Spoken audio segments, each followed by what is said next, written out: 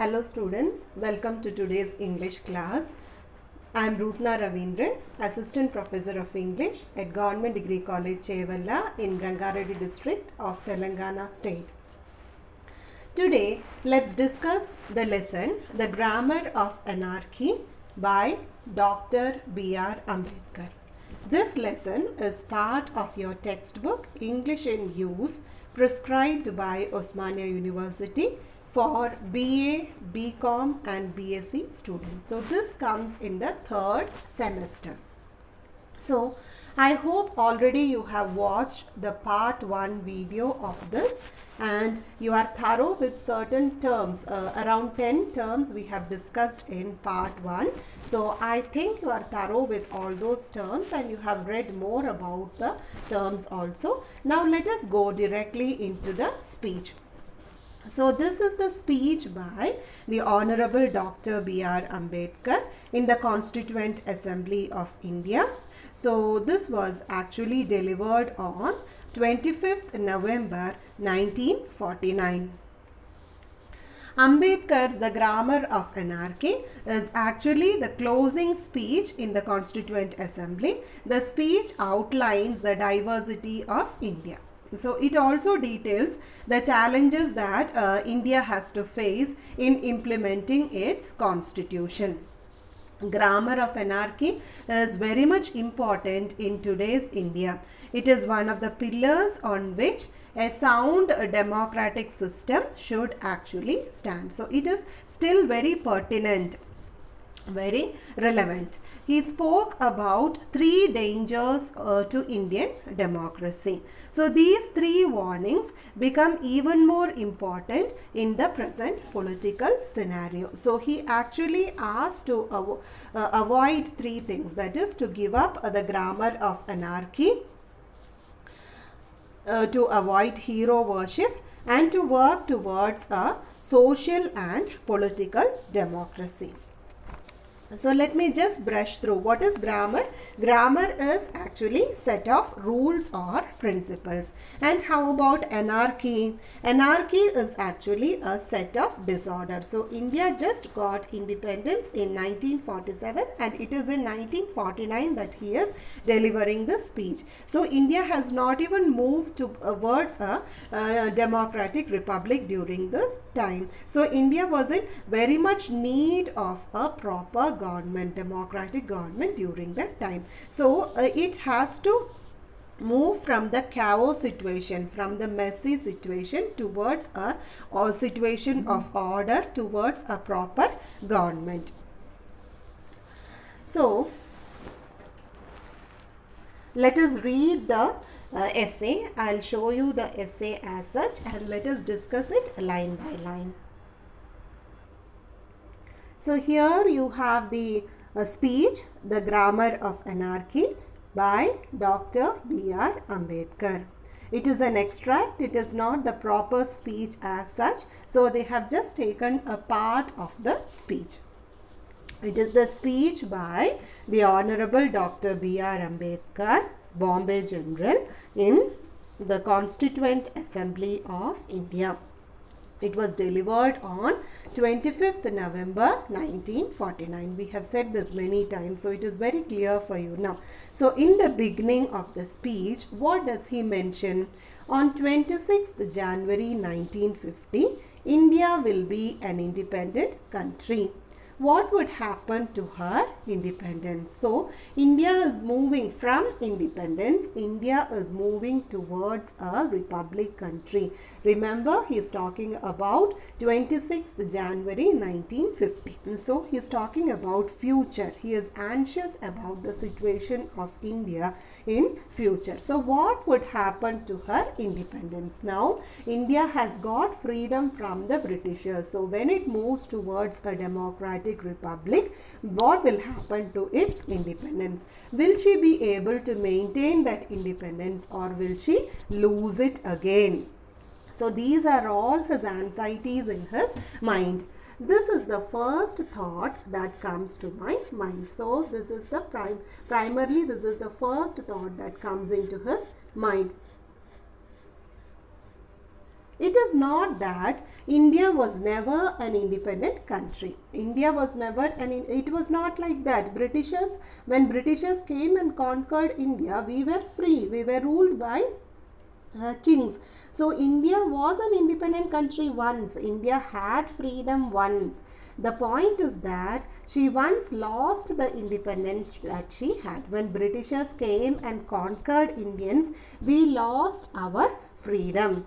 So will she lose it a second time? So first time we have already lost it with Britishers. So after being a democratic system, will India be able to keep up the democratic system intact, or will she again lose the freedom in future? So these are all the worries that Dr. B.R. Ambedkar has in his mind. He is the chief architect of Indian constitution. So during the just prior to republic, so he has all these thoughts pondering in his mind. So it is this thought which makes me most anxious for the future.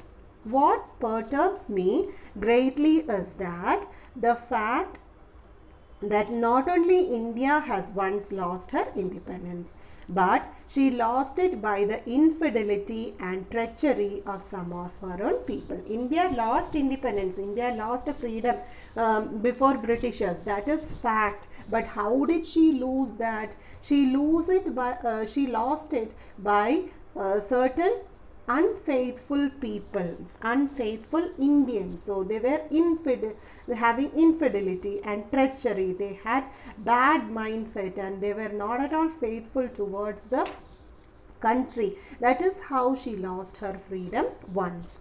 In the invasion of Sindh by Muhammad bin Qasim, the military commanders of King Dahar accepted bribes from the agents of Muhammad bin Qasim and refused to fight on the side of their king. So this is what happened. So they were unfaithful. That is how India lost freedom. It was Jaichand who invited Muhammad Ghori to invade India and fight against Prithviraj. So all these are done by Indians and promised him the help of himself and Solanki kings. When Shivaji was fighting for the liberation of Hindus, the other Maratha noblemen and Rajput kings were fighting the battle on the side of Mughal emperors. When the British were trying to destroy the Sikh rulers, their principal commander sat silent and did not help to save the Sikh kingdom. So we can see different examples of treacherers who have been unfaithful to their country, and how India lost its independence before the Britishers. So he is very anxious. He is very much aware of how Britishers conquered India, what they made use to conquer India. They made use of certain treacherous Indians. So will the history repeat itself? It is this thought which fills me with anxiety. He is very much anxious. Will the history repeat? Will people behave like that again? Will they be unfaithful again towards this democratic republic India?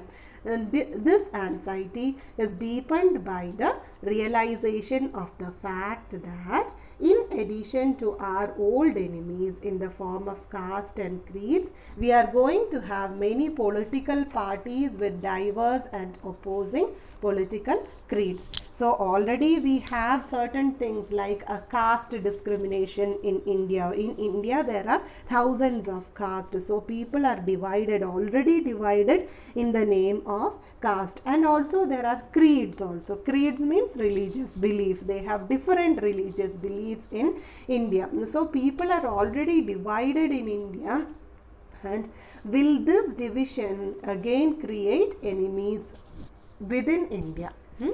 So next sentence. Will Indians place the country above their creed, or will they place creed above the country? So these are all thoughts of Dr. Ambedkar. He is very much anxious about the future of his country. He is such a nationalist person, and what is he worried about? He is very much worried that if Indians will place country above their feeling of creed, or will the feeling of creed overpower their feeling for their country? He doesn't know that. I do not know. But this much is certain, that if the parties place creed above country, our independence will be put in jeopardy. So actually people should consider country above the creed. Then the democratic republic will sustain. But if opposite happens, if they put their creed above the country, then definitely the country will be put in jeopardy. The country will not be in a good situation. It will be in a dangerous position. So this will harm the country. Second time, so this is not the first time. First time we had it with Britishers. Again it is the second time, and probably this time we lose India forever. This eventuality we must all resolutely guard against. So this should not happen. This should not happen in India. So we should defend our independence with the last drop of our blood. Whatever happens, we have to stand for our country. So that should be the motto of our people. We Indians should be ready to die for our country. So coming to the next section, that is on 26th January 1950, India would be a democratic country, in the sense that India from that day would have a government of the people, by the people, and for the people. So on 26th January 1950, India actually became a democratic republic. So he is foreseeing that, he is thinking about that. So he hasn't come to 1950. So in 1949, he is thinking about the situation. So once it becomes democratic, the situation is, as you know, it will become a country that is of the people, by the people, and for the people. Same thought comes to my mind. What would happen to her democratic constitution? Will she be able to maintain, or will she lose it again? This is the second thought that comes to my mind and makes me anxious as the first. So again he has that. So he thought about independence, he thought about freedom, then he has gone to democratic republic. So it will become a democratic republic. So will it be able to keep up the democracy, or will the country lose it? It is not that India did not know what is democracy. India has already known what is democracy in some form of the other before the Britishers arrived. So to justify that, Dr. B.R. Ambedkar is giving certain examples. There was a time when India was studded with republics. India had certain stars studded with republic. And even when they were monarchs. So even during the time of emperors, even during the times of monarchies, they were a republic system in India. They were either elected or limited. So even these kings or the emperors or monarchs were elected, and they were limited. They did not have complete power over people. They were never absolute.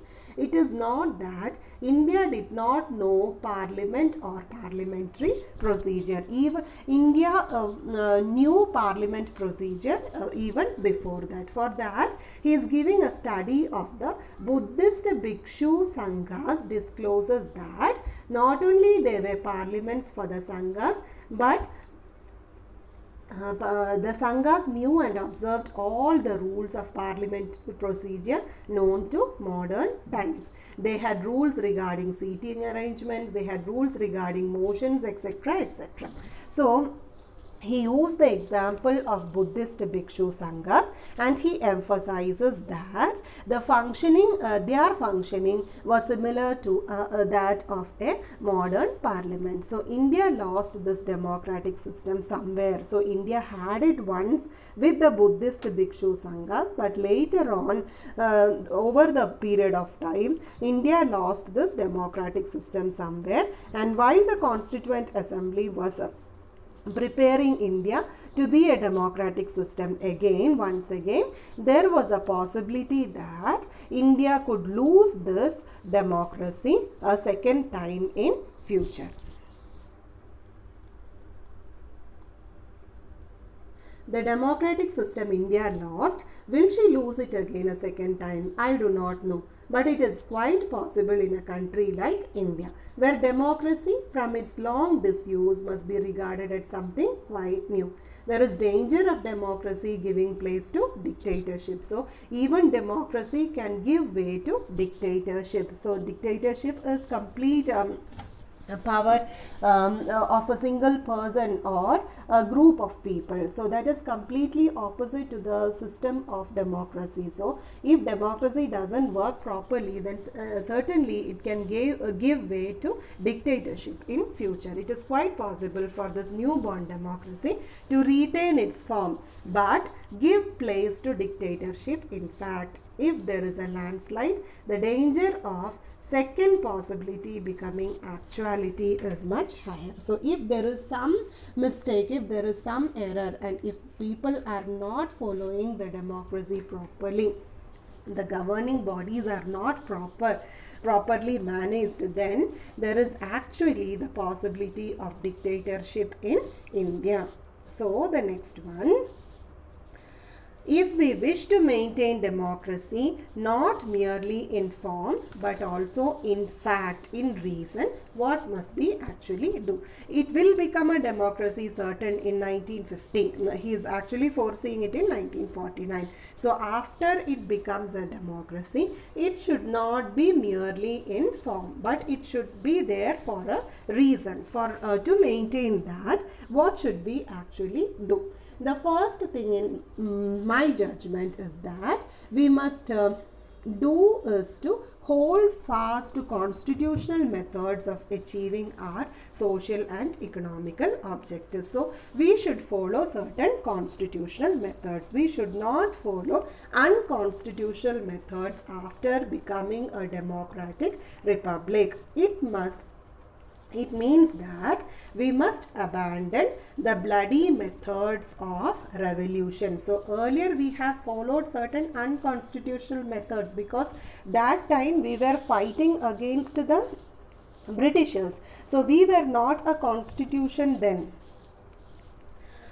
So now we cannot follow the same method in future. We need to change our method. It means that we must abandon the method of civil disobedience, non-cooperation and satyagraha. Earlier we used this against Britishers because Britishers followed dictatorship. They didn't give us any voice, so we use these methods of revolution, but in future we are all one, so we cannot use these methods in future.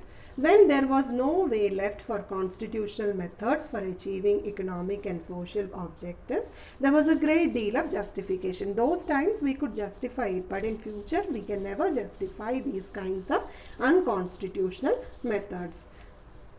Where unconstitutional methods are open, there can be no justification for these kinds of unconstitutional methods. These methods are nothing but the grammar of anarchy, and sooner they are abandoned, the better for us. So these kinds of models that we followed earlier, these worked well when India was in a state of chaos, when India was in a state of disorder.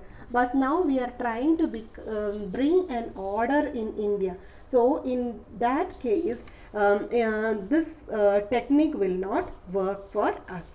So Ambedkar is actually issuing 3 warnings, and he believed that paying heed to them, those warnings are very important to ensure a democratic system is safe, to ensure that a democratic system is safe. So in the past 71 years, we often struggled and sometimes we totally disregarded these warnings. So what is the first warning that he is actually giving? So he is asking to do away with certain unconstitutional methods of revolution, like Gandhian method of satyagraha, no cooperation movement and all that. Ambedkar believed that while these methods were actually useful in the British period, there is no place for these methods after India gaining republic. So the second warning was to avoid hero worship. Actually, hero worship leads to degradation of democratic institutions. So, and hero worship will definitely lead to dictatorship. So let's read this text. The second thing we must do is to observe caution, which John Stuart Mill has given to all who are interested in the maintenance of democracy. So this person has given an advice already. So I am supporting that advice. What has he said earlier? To lay their liberties at the feet of even a great man, or to trust him with power which enable him to subvert their institutions. So if we lay our liberties, if we lay our freedom at the feet of a great man, a hero, a leader, then definitely we are going to subvert their institution, to put the institution ulta pulta opposite. Okay, there is nothing wrong in being grateful to great men who have rendered lifelong services to the country. So we have to be thankful to those people, but we should not worship them. We should not hero worship them. There are limits to gratefulness, as has well been said by Irish patriot Daniel O'Connell. No man can be grateful at the cost of his honor. No woman can be grateful at the cost of her chastity, and no nation can be grateful at the cost of liberty. So definitely our nation, our India, cannot be grateful to certain heroes at the cost of its liberty. So liberty, equality and fraternity should sustain. This caution is far more necessary in the case of India. So this is very much important in the case of India. Why is it very important in India? Because in India, bhakti, or what may be called the path of devotion, or that hero worship, we have it in plenty. We have many heroes, many gods, so many people following many religion, many heroes and many kinds of worship. So these kinds of bhakti feeling can even reflect in politics, plays a part in its politics, unequaled in magnitude by the part it plays in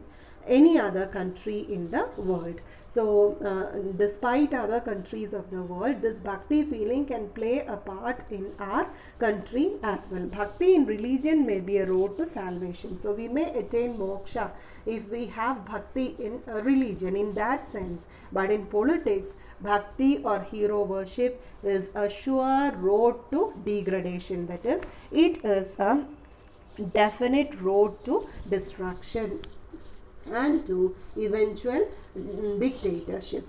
So the third thing we must do is not to be content with mere political democracy. So again he is going ahead and he is talking about another thing, that is political democracy. So we should not be satisfied with mere political democracy, but we should also strive for what? We should also strive for social democracy as well. We must make our political democracy a social democracy as well. Political democracy cannot last unless there lies at the base of its social democracy. It can only exist if there is a social democracy. What a social democracy means? It means a way of life which recognizes these three principles of life. We have already discussed about these three principles, that is liberty, equality and fraternity. So the social democracy depends upon these three things. These principles of liberty, equality and fraternity as the principles of life, they are not to be treated as separate items of Trinity. So they should be treated together. They cannot be treated separately. They form a union of Trinity in the sense that to divorce one from another is to divorce the very purpose of democracy. So they cannot exist in vacuum. They cannot exist independently. For their existence, all these three should sustain together. Otherwise, our democracy would be put at stake. Liberty cannot be divorced from equality, and equality cannot be divorced from liberty. So all these are intertwined. All these are interconnected. Nor can liberty and equality be divorced from fraternity. Without equality, liberty would produce the supremacy of a few over many. So, liberty means a freedom, and liberty may produce the supremacy over other. It means a sense of being free within the society but within the constitution. So, it may produce supremacy of certain people. And fraternity means a sense of brotherhood. Without fraternity, liberty and equality would not become a natural course. It would require a constable to enforce them. So, if that doesn't work, then we need police force to establish them. We must begin by acknowledging the fact that there is complete absence of two things in Indian society. So, he mentions that two things are completely absent in Indian society. What are those things? One of these is equality. On the social plane, we have in India a society based on the principles of graded inequality. So, in India, we have inequality. We are not equal. We have a society where there are people with immense wealth and also people who are in abject poverty. So, contradictory situation we have in India. So, in such a situation, how can we have social equality? So, we must remove these contradictions.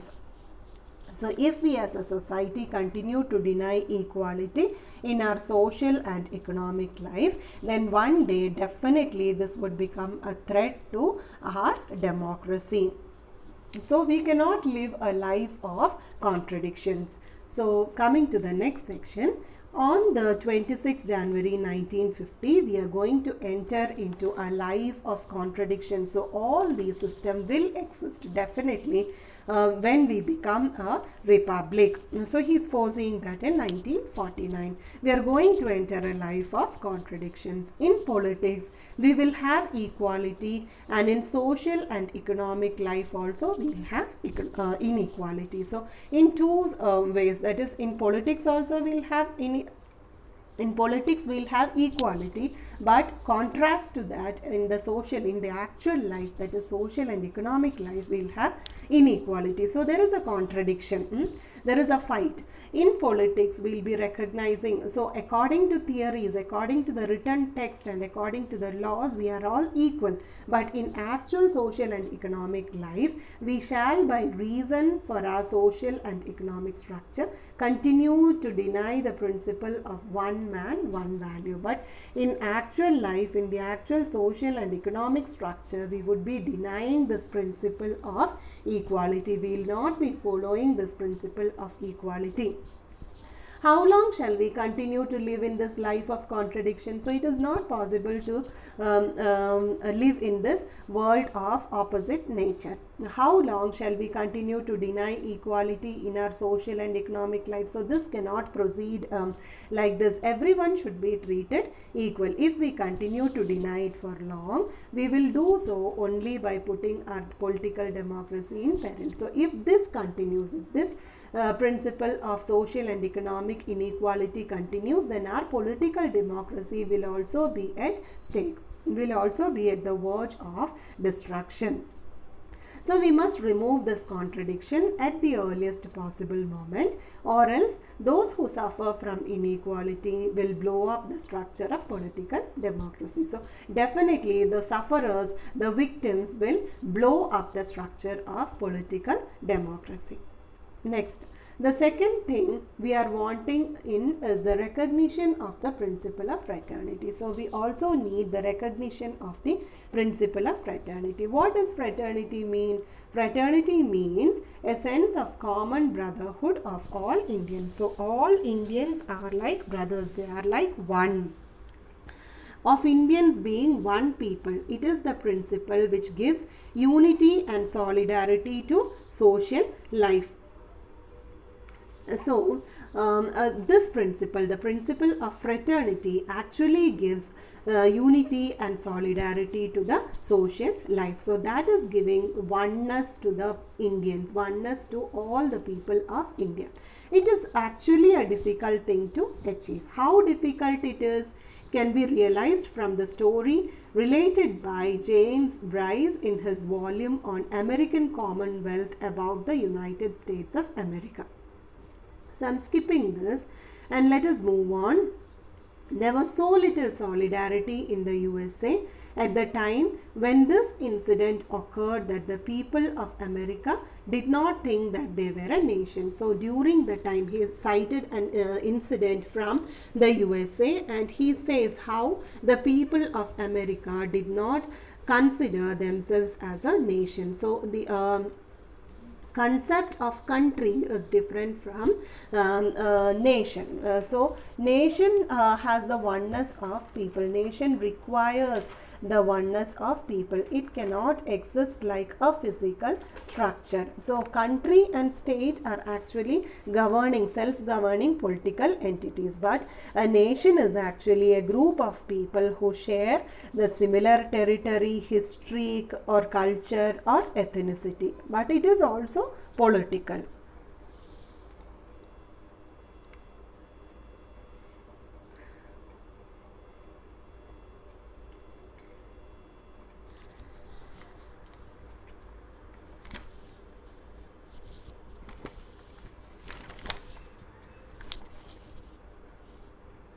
Yeah.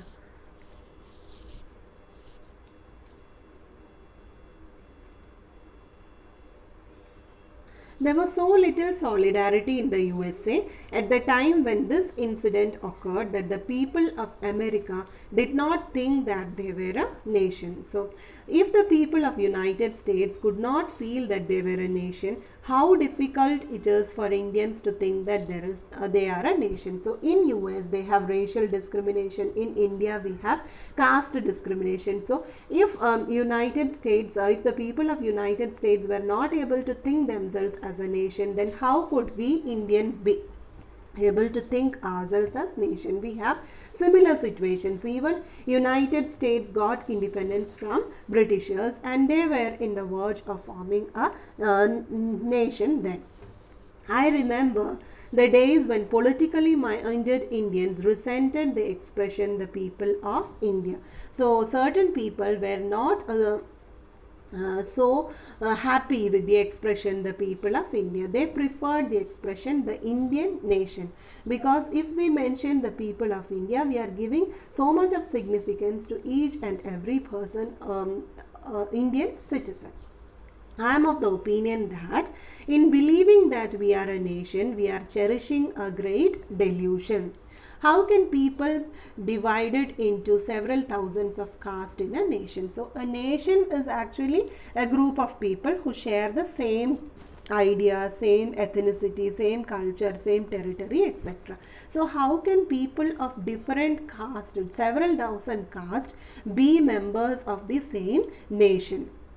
And the sooner we realize that we are not yet a nation in the social and psychological sense of the word, the better for us. So it is only in the political sense of the word that India is a nation. But if we look deep into the social and psychological sense of the word, then we are not at all a nation. We have so much discrepancies, we have so much discrimination in happening here. So it cannot be a nation. For then only we shall realize the necessity of becoming a nation and seriously think of ways and means realizing the goal. So only if we understand this discrepancy, only if we understand this division, this discrimination, we'll be able to find ways of becoming nation, and we'll only be serious then, and we'll then think of becoming a sovereign democratic republic.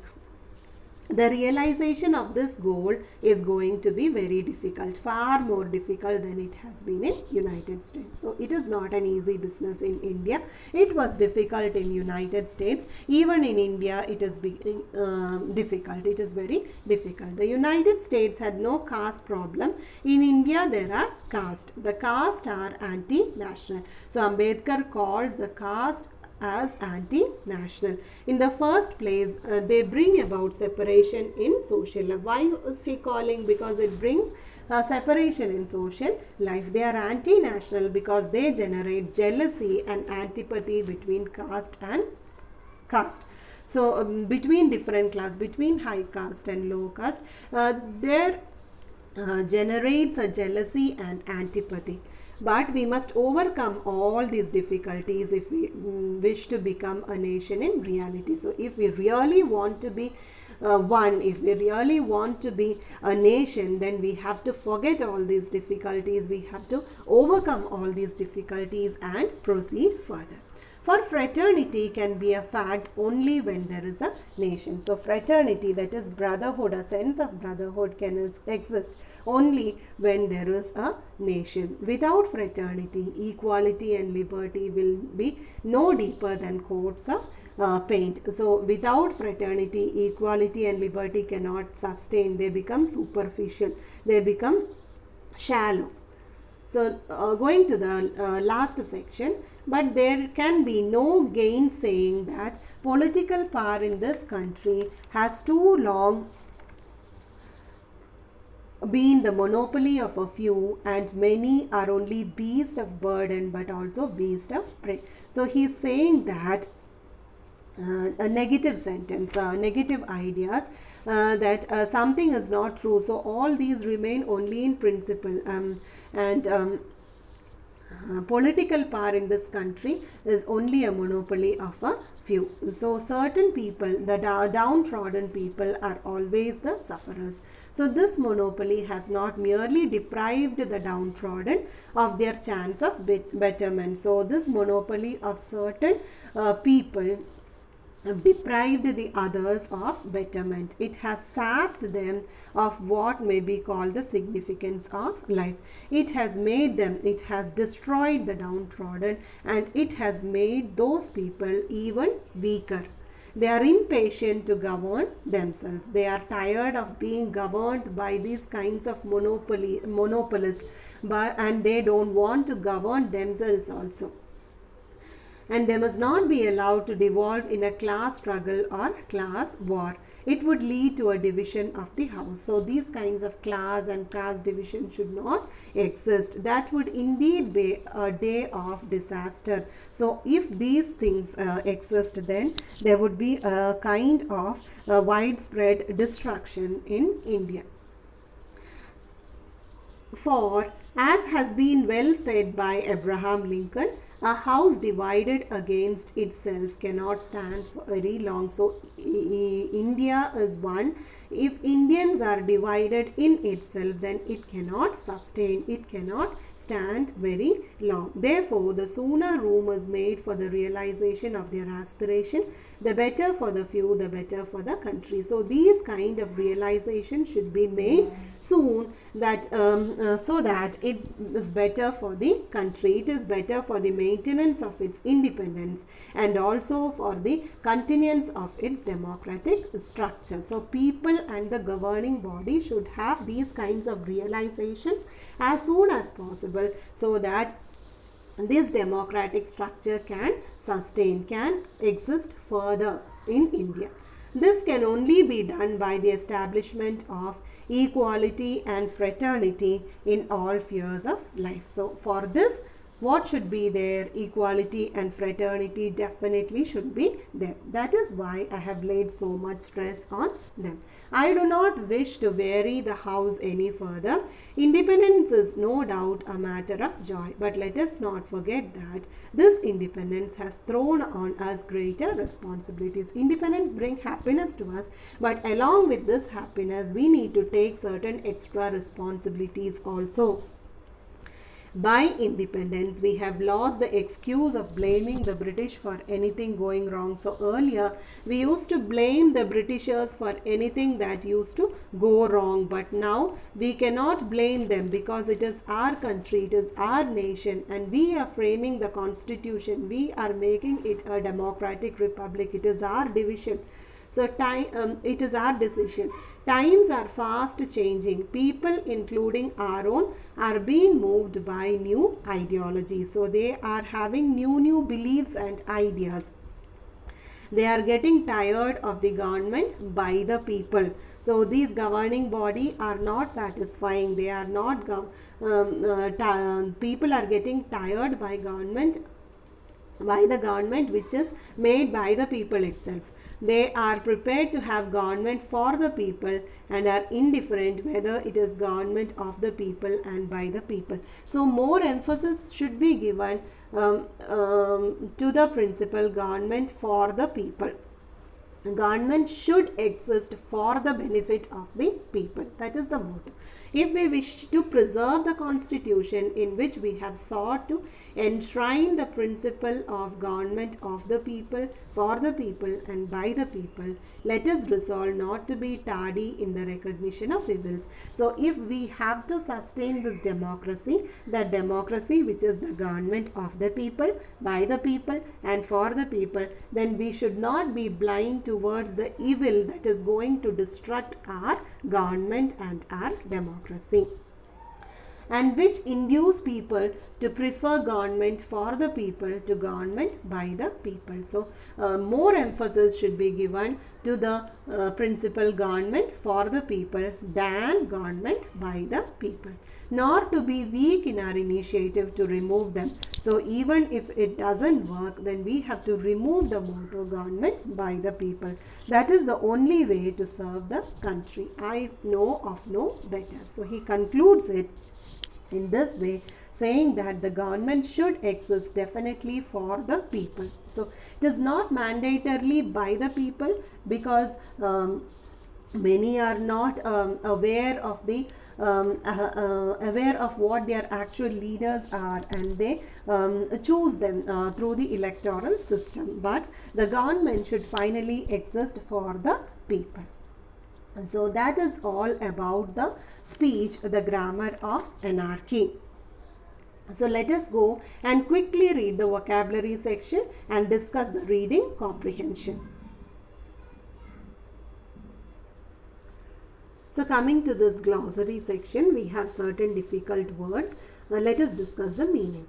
Sap means to destroy something gradually. So democracy is getting sapped in this. Abject means terrible and without hope.